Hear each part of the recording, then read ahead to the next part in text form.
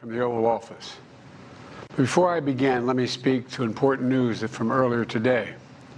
After 8 months of nonstop negotiation, by my administration,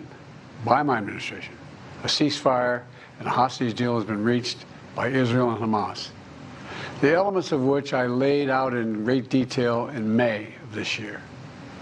This plan was developed and negotiated by my team, and will be largely implemented by the incoming administration. That's why I told my team to keep the incoming administration fully informed, because that's how it should be, working together as Americans. This will be my final address to you from the American people, from the Oval Office, from this desk as president. And I've been thinking a lot about who we are, and maybe more importantly, who we should be. Long ago in New York Harbor, an iron worker installed beam after beam, day after day. He was joined by steel workers, stonemasons, engineers. They built not just a single structure, but a beacon of freedom. The very idea of America was so big, we felt the entire world needed to see. The Statue of Liberty, a gift from France after our Civil War. Like the very idea of America, it was built not by one person, but by many people, from every background and from around the world. Like America, the Statue of Liberty is not standing still. Her foot literally steps forward atop a broken chain of human bondage. She's on the march, and she literally moves. She was built to sway back and forth to withstand the fury of stormy weather, to stand the test of time because storms are always coming. She sways a few inches, but she never falls into the current below. An engineering marvel. The Statue of Liberty is also an enduring symbol of the soul of our nation. A soul shaped by forces that bring us together and by forces that pull us apart. And yet through good times and tough times, we've withstood it all.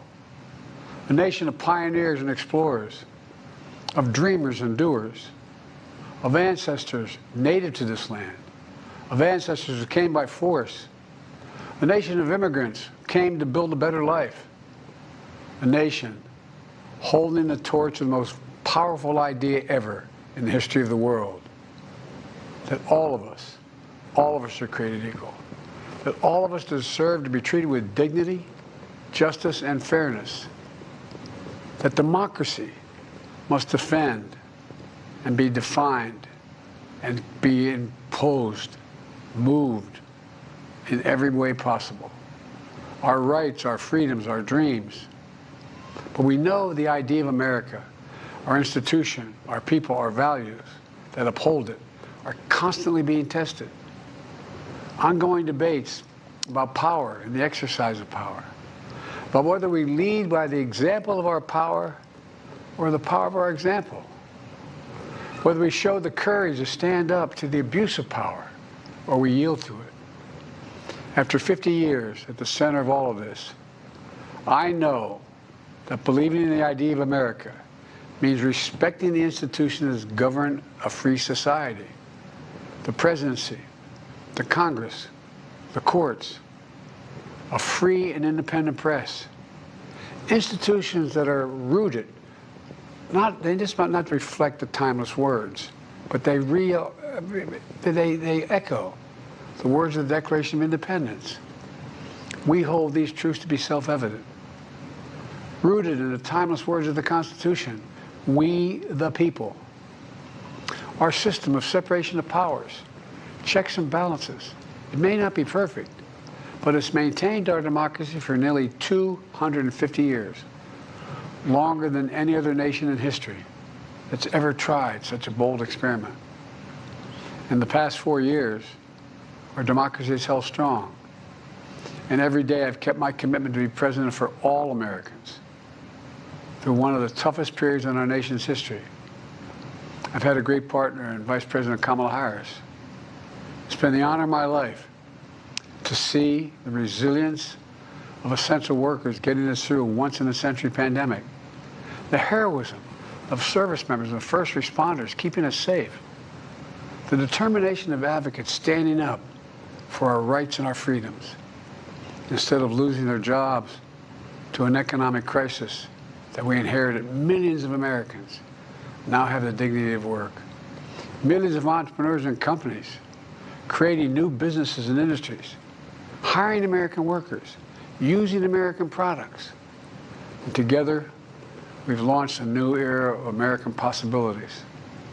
One of the greatest modernizations of infrastructure in our entire history, from new roads, bridges, clean water, affordable high-speed internet for every American. We invented the semiconductor, smaller than the tip of my little finger, and now is bringing those chip factories and those jobs back to America where they belong, creating thousands of jobs. Finally, giving Medicare the power to negotiate lower prescription drug prices for millions of seniors. And finally, doing something to protect our children and our families by passing the most significant gun safety law in 30 years and bringing violent crime to a 50-year low, meeting our sacred obligation to over 1 million veterans so far who are exposed to toxic materials, and to their families, providing medical care and education benefits and more for their families. You know, it will take time to feel the full impact of all we've done together. But the seeds are planted, and they'll grow and they'll bloom for decades to come. At home, we've created nearly 17 million new jobs, more than any other single administration in a single term. More people have health care than ever before. And overseas, we've strengthened NATO. Ukraine is still free. And we pulled ahead of our competition with China, and so much more. I'm so proud of how much we've accomplished together for the American people. And I wish the incoming administration success, because I want America to succeed. That's why I've upheld my duty to ensure a peaceful and orderly transition of power, to ensure we lead by the power of our example. I have no doubt that America is in a position to continue to succeed. That's why my farewell address tonight, I want to warn the country of some things that give me great concern. And that's the dangerous concentration of power in the hands of a very few ultra-wealthy people. And the dangerous consequences if their abuse of power is left unchecked. Today, an oligarchy is taking shape in America of extreme wealth, power, and influence that literally threatens our entire democracy, our basic rights and freedoms, and a fair shot for everyone to get ahead. We see the consequences all across America, and we've seen it before, more than a century ago. But the American people stood up to the robber barons back then and busted the trusts. They didn't punish the wealthy, just made the wealthy play by the rules everybody else had to. Workers want rights to earn their fair share. You know, they were dealt into the deal, and it helped put us on a path to building the largest middle class, the most prosperous century any nation in the world has ever seen. And we've got to do that again.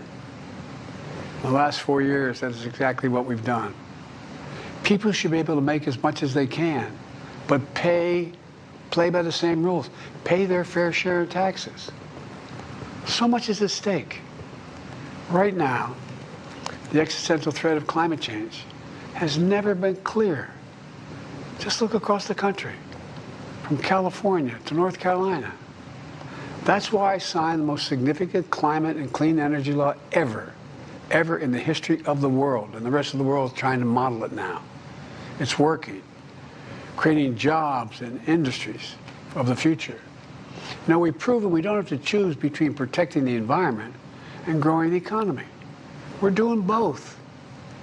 The powerful forces want to wield their unchecked influence to eliminate the steps we've taken to tackle the climate crisis, to serve their own interest for power and profit. We must not be bullied into sacrificing the future of our children and our grandchildren. We must keep pushing forward and push faster. There's no time to waste. It's also clear that American leadership in technology is an unparalleled source of innovation. that can transform lives. We see the same dangers of the concentration of technology, power, and wealth. You know, his farewell address, President Eisenhower spoke of the dangers of the military-industrial complex. He warned us then about, and I quote, the potential for the disastrous rise of misplaced power, end of quote. 6 decades later, I'm equally concerned about the potential rise of a tech-industrial complex that could pose real dangers for our country as well. Americans are being buried under an avalanche of misinformation and disinformation, enabling the abuse of power. The free press is crumbling. Editors are disappearing. Social media is giving up on fact-checking. The truth is smothered by lies told for power and for profit. We must hold the social platforms accountable to protect our children, our families, and our very democracy from the abuse of power. Meanwhile, artificial intelligence is the most consequential technology of our time, perhaps of all time. Nothing offers more profound possibilities and risks for our economy and our security, our society, for humanity. Artificial intelligence even has the potential to help us answer my call to end cancer as we know it. But unless safeguards are in place, AI could spawn new threats to our rights, our way of life, to our privacy, how we work, and how we protect our nation. We must make sure AI is safe and trustworthy and good for all humankind. In the age of AI, it's more important than ever that the people must govern. And as the land of liberty, America, not China, must lead the world in the development of AI. You know, in the years ahead, it'll help to be, it's going to be up to the president, the presidency, the Congress, the courts, the free press, and the American people to confront these powerful forces. We must reform the tax code, not by giving the biggest tax cuts to billionaires, but by making them begin to pay their fair share. We need to get dark money. That's that hidden funding behind too many campaigns contributions. We need to get it out of our politics. We need to enact an 18-year time limit, time and term, for the strongest ethics reforms for our Supreme Court. We need to ban members of Congress from trading stock while they're in the Congress. We need to amend the Constitution to make clear that no president is immune from crimes that he or she commits while in office. The president's power is not limited. It's not absolute, and it shouldn't be. And in a democracy, there's another danger to the concentration of power and wealth. It erodes a sense of unity and common purpose. It causes distrust and division. Participating in our democracy becomes exhausting and even disillusioning. And people don't feel like they have a fair shot. We have to stay engaged in the process. I know it's frustrating. A fair shot is what makes America, America. Everyone's entitled to a fair shot. Not a guarantee, but just a fair shot. An even playing field. Going as far as your hard work and talent can take you. We can never lose that essential truth, remain who we are. I've always believed, and I've told other world leaders, America can be defined by one word: possibilities. Only in America do we believe anything is possible. Like a kid with a stutter from modest beginnings in Scranton, Pennsylvania, and Claremont, Delaware, sitting behind this desk in the Oval Office as President of the United States. That's the magic of America. It's all around us. Upstairs in the residence of the White House, I've walked by a painting of the Statue of Liberty I don't know how many times. In the painting, there's several workers climbing on the outstretched arm of the statue that holds the torch. It reminds me every day I pass it of the story and soul of our nation and the power of the American people. There's a story of a veteran. This is a veteran, a son of an immigrant, whose job was to climb that torch and polish the amber panes so rays of light could reach out as far as possible. He was known as the keeper of the flame. He once said of the Statue of Liberty, quote, "speaks a silent universal language, one of hope that anyone who seeks and speaks freedom can understand." Yes, we sway back and forth to withstand the fury of the storm, to stand the test of time. A constant struggle, a short distance between peril and possibility. But what I believe is the America of our dreams is always closer than we think. And it's up to us to make our dreams come true. Let me close by stating my gratitude to so many people, to the members of my administration, as well as public service and first responders across the country and around the world. Thank you for stepping up to serve. To our service members and your families, it's been the highest honor of my life to lead you as Commander-in-Chief. And of course to Kamala and our incredible partner, the historic Vice President. She and Doug have become like family, and to me, family's everything. My deepest appreciation to our amazing First Lady who's with me in the Oval today, for our entire family. You're the love of my life and the lives of my love. My eternal thanks to you, the American people. After 50 years of public service, I give you my word. I still believe in the idea for which this nation stands. A nation where the strength of our institutions and the character of our people matter and must endure. Now it's your turn to stand guard. May you all be the keeper of the flame. May you keep the faith. I love America. You love it too. God bless you all, and may God protect our troops. Thank you for this great honor.